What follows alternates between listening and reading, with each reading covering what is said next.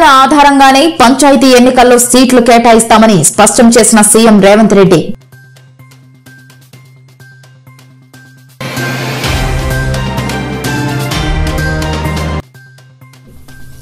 Private schools association ప్రతినిధులతో సమావేశమైన మంత్రి నారా లోకేష్ ప్రైవేట్ స్కూల్స్ యాజమాన్యాలు ఎదుర్కొంటున్న సమస్యలు పరిష్కరిస్తామని హామీ.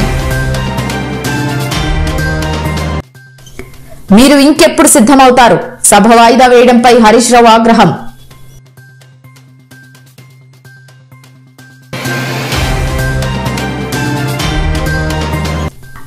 ఈ అన్యాయాన్ని ఆంధ్ర ప్రజలు క్షమించరు అంటూ లోక్సభలో ఎంపీ మిథున్ రెడ్డి సంచలన వ్యాఖ్యలు.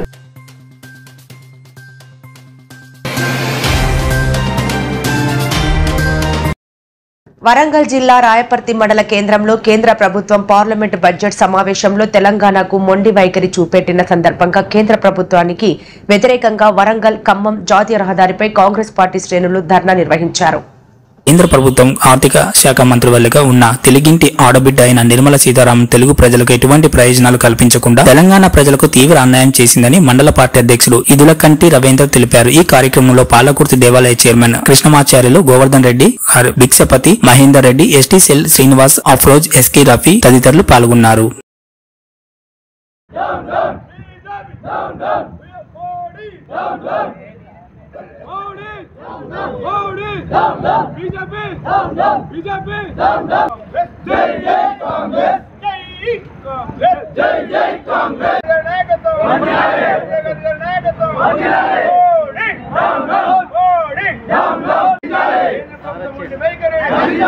గౌరవ మాజీ మంత్రివర్యులు సింగిరెడ్డి నిరంజన్ రెడ్డి గారు ఈరోజు ఇబ్రహీంపట్నం తదితర ప్రాంతాలలో కమిటీ సభ్యులతో కలిసి విస్తృతంగా పర్యటించారు. ఇబ్రహీంపట్నంలో రుణమాఫీ కాక రైతు భరోసా లేక దిక్కుతోచని పరిస్థితుల్లో ఆత్మహత్య చేసుకున్న రైతు కుటుంబాలను పరామర్శించి అండగా ఉంటామని మనోధైర్యం నింపారు. రైతు బంధు, రైతు రుణమాఫీ, రైతు బీమా, ఉపాధి, రైతు కూలీలకు రైతు భరోసా ఇస్తామని 14 నెలలు గడిచినా నిమ్మకు నీరెత్తినట్లు వ్యవహరించాడని ఖండించారు.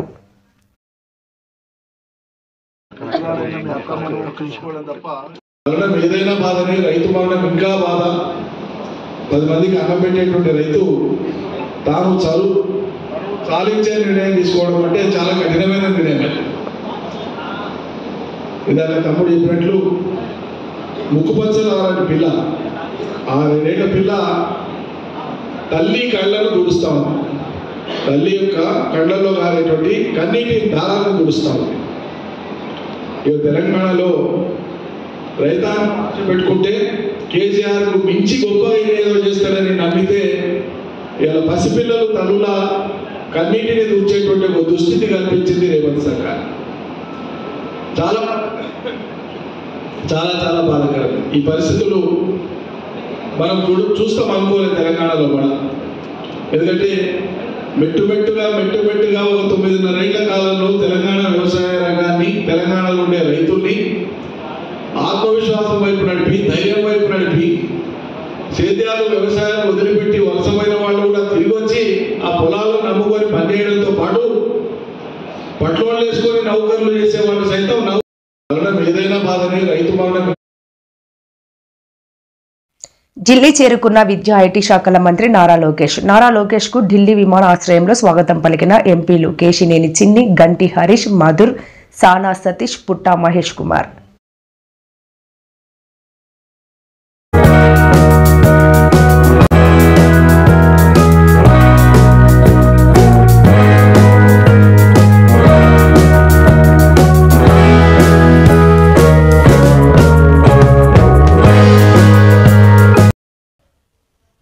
విశాఖలో కేంద్ర సముద్ర పరిశోధన సంస్థ, కేంద్ర మత్స్య సాంకేతిక సంస్థ 78 సంవత్సరాలు పూర్తి చేసుకున్న సందర్భంగా వివిధ రకాల సముద్ర చేపలతో ఎగ్జిబిషన్ ఏర్పాటు చేశారు.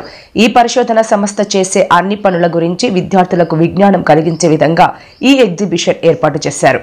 వివిధ పాఠశాలల నుంచి వచ్చిన విద్యార్థులందరూ ఆసక్తికరంగా తిలకించారు.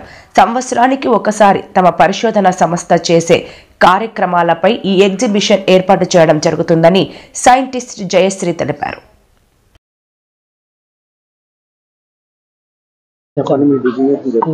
నమస్కారం అండి, నా పేరు డాక్టర్ జయశ్రీ లోక్క. ఇక్కడ ICAR CMFRIలో ప్రిన్సిపల్ సైంటిస్ట్గా చేస్తున్నాను. ఇది Visakhapatnam regional centre. So ICAR foundation day మేము ఇక్కడ సెలబ్రేట్ చేసుకుంటున్నాం. సో 78వ ఫౌండేషన్ డే ఇది. సో ఈరోజు స్థాపించారు మా సంస్థ. సో దానిలో మేము అంటే ఏమేమి యాక్టివిటీస్ చేస్తాం, ఏ రీసెర్చ్ చేసాం, ఏ టెక్నాలజీస్ డెవలప్ చేసాము, ఏ ప్రోడక్ట్స్ డెవలప్ చేసాము, ఇవన్నీ మేము అందరికీ ఎక్స్ప్లెయిన్ చేయడానికి అంటే ఓపెన్ హౌస్ కింద పెడుతూ ఉంటాం. సో ఈ ఓపెన్ హౌస్లో మనం అన్నీ ఎగ్జిబిట్ చేస్తూ ఉంటాం. అంటే మాకున్న స్పెసిఫిన్స్ అంటే మెరైన్, మోస్ట్లీ మా organisation marine fishes.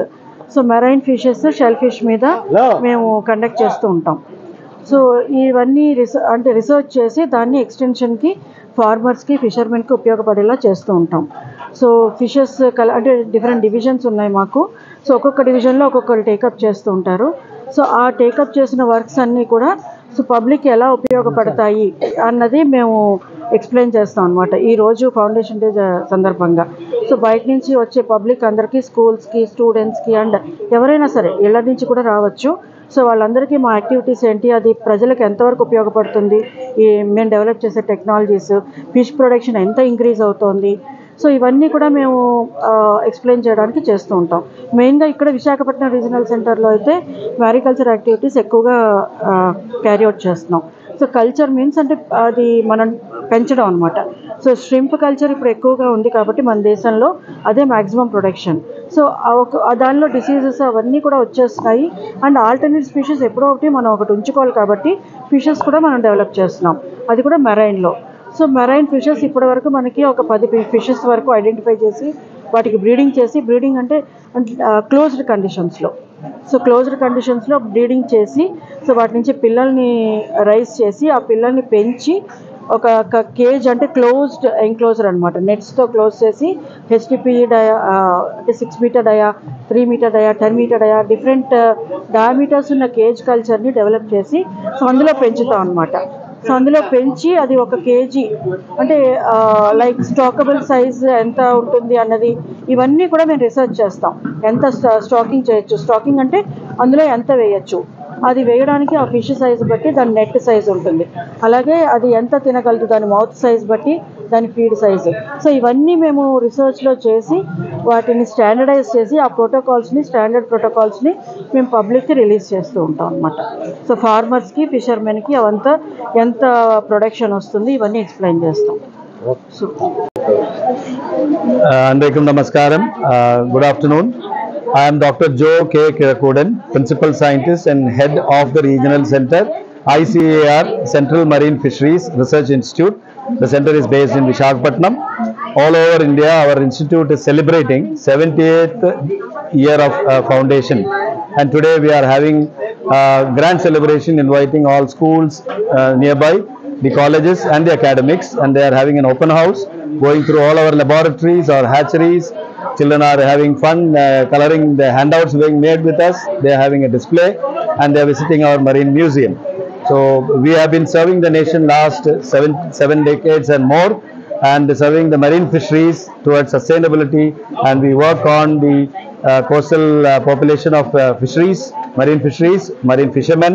Fish and fisheries is the mandate which is under the Council of Agriculture, and we have been catering to the mandate of this research for the last 78 years.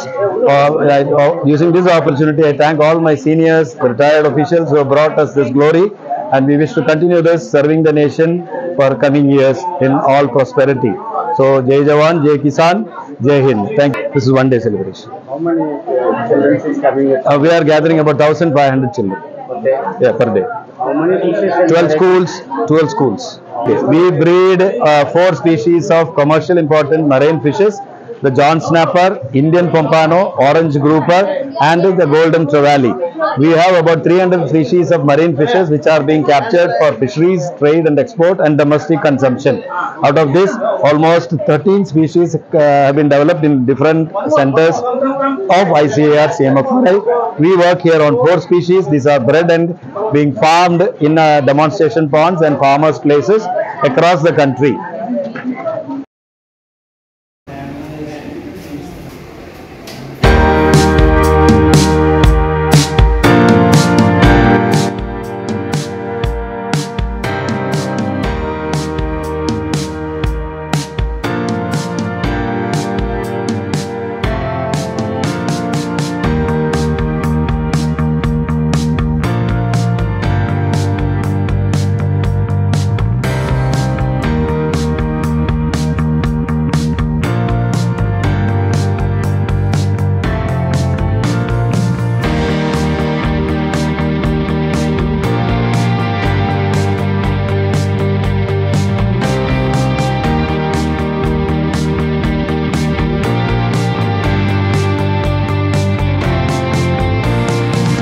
Congress పార్టీకి విజయసాయిరెడ్డి దూరం కావడానికి గల కారణాలను Paul బయటపెట్టారు.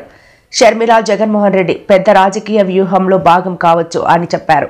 Jagan ని target చేయడానికి పవన్ కళ్యాణ్ ప్రారంభించిన flat ఇదేనా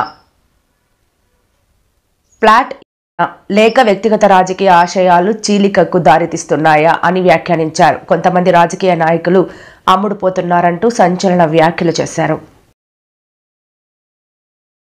Jesus could not find faithful 12 disciples. One of them, Iscariot Judah, betrayed Jesus for crucifixion. Vijay Sai Reddy, so many times member of parliament, betrayed Jagan Mohan Reddy at the pressure of the center. Now meeting Jagan's sister and Jagan's enemies to target Jagan Mohan Reddy to destroy his political future. యేసు ప్రభువుకు 12 మంది శిష్యుల్లో ఇస్కరియోతు యూదా అనే మోసగాడు యేసు ప్రభువునే సిలువ కొరకు అమ్మేశాడు. ఈ కాలంలో మంచోళ్ళు ఎక్కడైనా ఉన్నారా అంటే ఇంటిలో భార్యని నమ్మలేని పరిస్థితి, భర్తను నమ్మలేని పరిస్థితి, తల్లిదండ్రులను నమ్మలేని పరిస్థితి. ఇప్పుడు జగన్మోహన్ రెడ్డిని సంపూర్ణంగా సర్వనాశనం చేయడానికి పవన్ కళ్యాణ్ వేసిన స్కెచ్ ఇది. ఆర్ఎస్ఎస్ బీజేపీ ద్వారా విజయసాయి రెడ్డి బీజేపీలో చేరుతానన్నా చేరుకోకుండా అడ్డుకున్నాడు పవన్ కళ్యాణ్. జగన్కి విరుద్ధంగా ఎప్రూవర్గా మారితే మీకు బీజేపీలో స్థానం ఇస్తాం, టీడీపీలో స్థానం ఇస్తాం, లేదా పవన్ కళ్యాణ్ పార్టీలో స్థానం ఇస్తామని ఆఫర్ ఇచ్చారు విజయసాయి రెడ్డికి. విజయసాయి రెడ్డి ప్రాణంకి భయపడో, అరే వివేకానంద రెడ్డే లేడు లేపేశారు, నన్ను లేపేస్తారని పవన్ కళ్యాణ్ టీడీపీ బీజేపీలో చేరలేదా, లేదా కొంచెం నీతుండి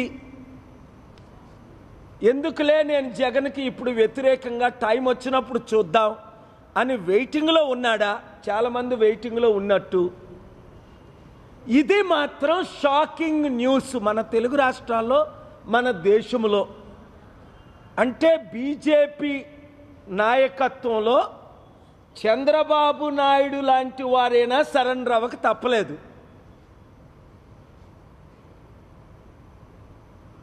సరెండర్ అవ్వనోళ్ళందరినీ ఎలాగ లాలూ ప్రసాద్ యాదవ్ని జైల్లో పెట్టారో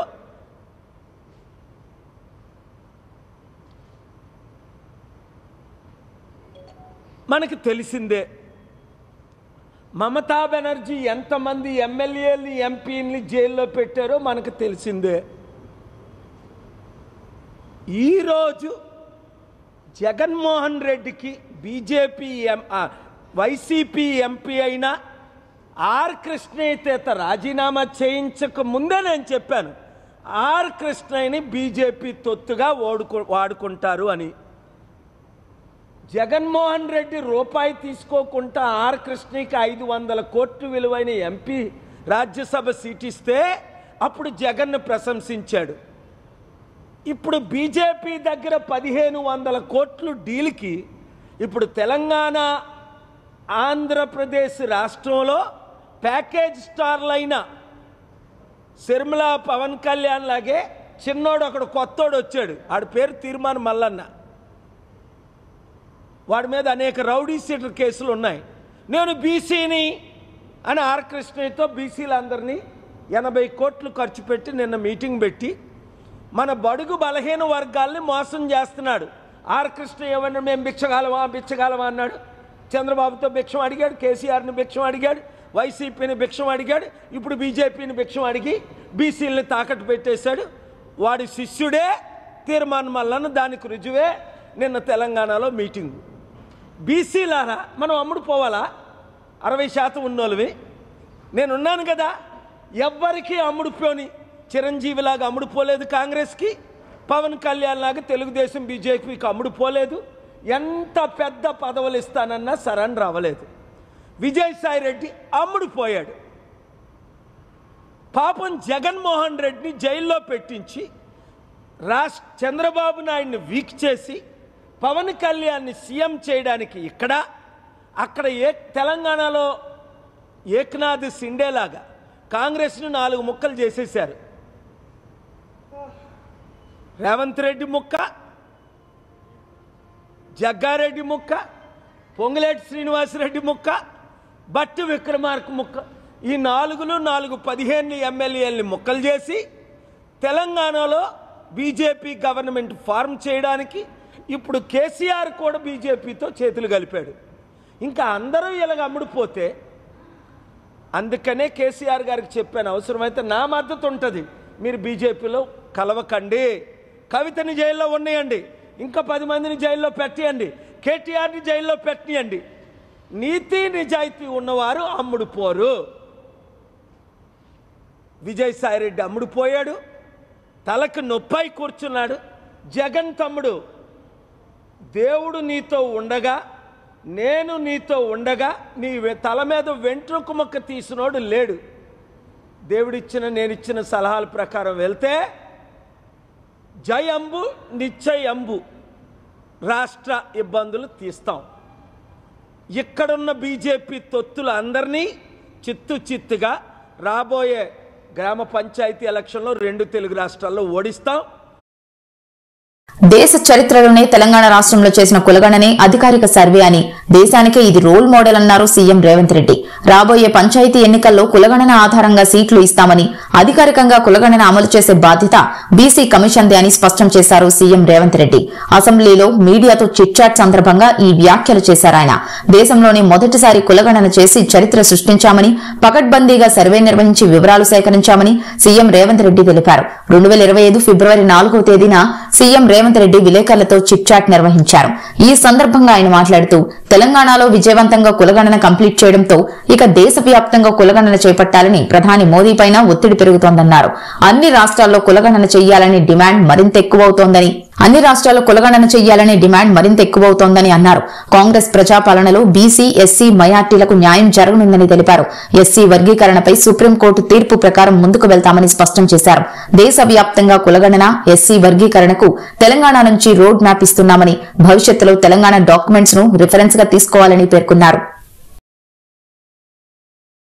సర్వేలో నమోదైన కుటుంబాల ఆధారంగా రాష్ట్రంలో 3,54,77,554 మందిని సర్వే చేయడం జరిగింది. ఈ మొత్తం సామాజిక వర్గాల వారిగా సంఖ్య ఈ క్రింది విధంగా ఉంది అధ్యక్ష. ఎస్సీలో 61,84,319 మంది ఉండగా ఇది మొత్తంలో 17.43% ఉంది. ఎస్టీలో 37,05,929 మంది ఉండగా ఇది మొత్తంలో 10.45% ఉంది అధ్యక్ష.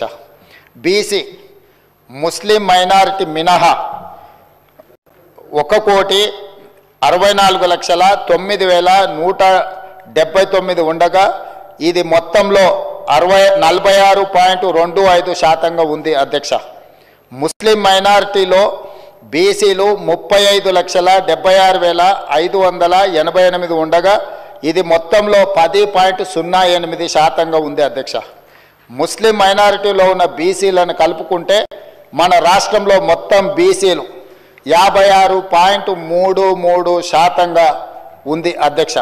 రాష్ట్రంలో ఈరోజు ప్రభుత్వం అమలు చేస్తున్న బీసీ రిజర్వేషన్లు ABCDE ఈ అన్ని గ్రూపులలో 56.33% ఈరోజు బీసీ జనాభా ఉన్నదని చెప్పి నివేదిక మనకు తెలుపుతున్నది అధ్యక్ష.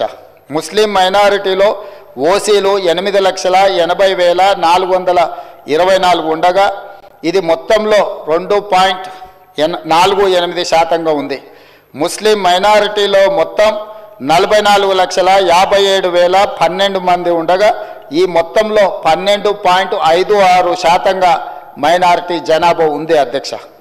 ఓసీలు 47,21,115 ముస్లిం మైనారిటీలు మినహా ఉండగా ఇది మొత్తంలో 13.31% ఉంది అధ్యక్ష. ఓసీలో ఉన్న ముస్లిం మైనారిటీలను కలుపుకుంటే మొత్తం ఓసీలు 56,01,539 మంది ఉండగా ఇది మొత్తంలో 15.79% ఉంది అధ్యక్ష. ఈ సర్వే ద్వారా సేకరించిన డేటా షెడ్యూల్డ్ కులాలు, షెడ్యూల్డ్ తెగలు, వెనుకబడిన తరగతులు మరియు రాష్ట్రంలో ఇతర బలహీన వర్గాల సంక్షేమానికి విధానాలను రూపకల్పన చేయడానికి ప్రభుత్వం ఉపయోగిస్తుంది. ఈ చర్య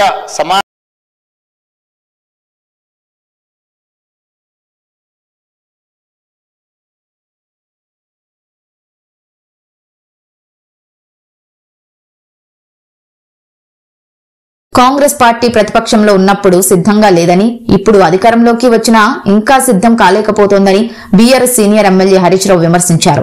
ఈ రోజు అసెంబ్లీ ప్రత్యేక సమావేశం ప్రారంభమైన కొద్దిసేపటికే వాయిదా పడింది. మంత్రిమండలి సమావేశం కొనసాగుతుండటంతో సభను వాయిదా వేయాలని మంత్రి శ్రీధర్ బాబు సభాపతిని కోరారు. మినిట్స్ తయారీకి సమయం పడుతుందని ఆయన తెలిపారు. దీంతో స్పీకర్ ప్రసాద్ కుమార్ సభను మధ్యాహ్నం 2 గంటలకు వాయిదా వేశారు. సభను వాయిదా వేయడంపై హరీష్ రావు ఎక్స్ వేదికగా స్పందించారు. అసెంబ్లీ ప్రారంభమైన 2 నిమిషాలకే వాయిదా వేయడమేమిటి? కేబినెట్ సమావేశం ఇంకా కొనసాగుతోందని, సబ్జెక్ట్ నోట్స్ సిద్ధం చేయాలని, సభను వాయిదా వేయాలని మంత్రి శ్రీధర్ బాబు కోరడం హాస్యాస్పదమని ఆయన పేర్కొన్నారు.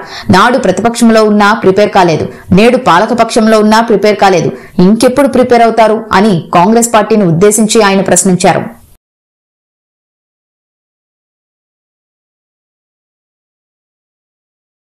పోలవరం విషయంలో అన్యాయం జరుగుతుంటే చూస్తూ ఊరుకోబోమని, అవసరమైతే పార్టీలకు అతీతంగా ఎంపీలతో కలిసి పోరాడేందుకు సిద్దమని లోక్సభలో వైఎస్సార్సీపీ ఎంపీ మిథున్ రెడ్డి ప్రకటించారు. మంగళవారం పార్లమెంట్ బడ్జెట్ సమావేశాల్లో రాష్ట్రపతి ప్రసంగంపై ధన్యవాదాలు తీర్మానంపై చర్చలో ఆయన ఏపీకి సంబంధించిన పలు అంశాలపై మాట్లాడారు. పోలవరం ప్రాజెక్టు కెపాసిటీని తగ్గించవద్దు. ఒరిజినల్ గా పోలవరం ప్రాజెక్టు సామర్థ్యం 194 టీఎంసీలు, 7.5 లక్షల ఎకరాలకు నీరు అందేలా దీన్ని డిజైన్ చేశారు. ఇరిగేషన్ తో పాటు తాగునీటి కోసం ఉపయోగించాలనేది ఉద్దేశం. కానీ 41.15 మీటర్లకు ప్రాజెక్టును తగ్గిస్తూ బడ్జెట్ లో ప్రతిపాదనలు పెట్టారు. దీనివల్ల పోలవరం కెపాసిటీ 194 నుంచి 115 టీఎంసీలకు పడిపోతుంది. ఈ తగ్గించడం వల్ల కేవలం 3.2 లక్షల ఎకరాలకి నీరు అందుతుంది. ఇది రైతులకు, రాష్ట్రానికి తీరని అన్యాయం చేసినట్లే. ఈ అన్యాయం ఎదిరించేందుకు టీడీపీ ఎంపీలతో కలిసి పోరాటానికి సిద్దం, లేకుంటే ఆంధ్ర రాష్ట్ర ప్రజలు క్షమించరు అని అన్నారాయన. ఇప్పటికే ఏపీకి ప్రత్యేక హోదా ఇవ్వలేదు, ఇప్పుడు పోలవరం కెపాసిటీని తగ్గించారు. విభజన చట్టం మేరకు ఒరిజినల్ గా ఉన్న పోలవరం సామర్థ్యాన్ని కొనసాగించాలి. కెపాసిటీ తగ్గించిన తర్వాత బనకచెర్లకు నీరు ఎలా అందుతుంది? రాయలసీమకు నీరు ఎలా ఇస్తారు అని ప్రశ్నించారు ఆయన.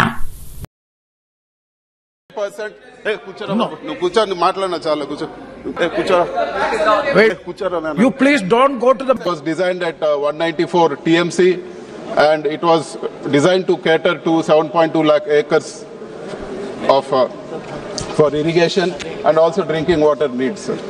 But in the recent budget speech, we have seen that the project has been, the storage has been restricted to 41.15 MDDL drawdown level, which means that the capacity of Polavaram project will reduce from 194 TMC to 115 TMC, sir.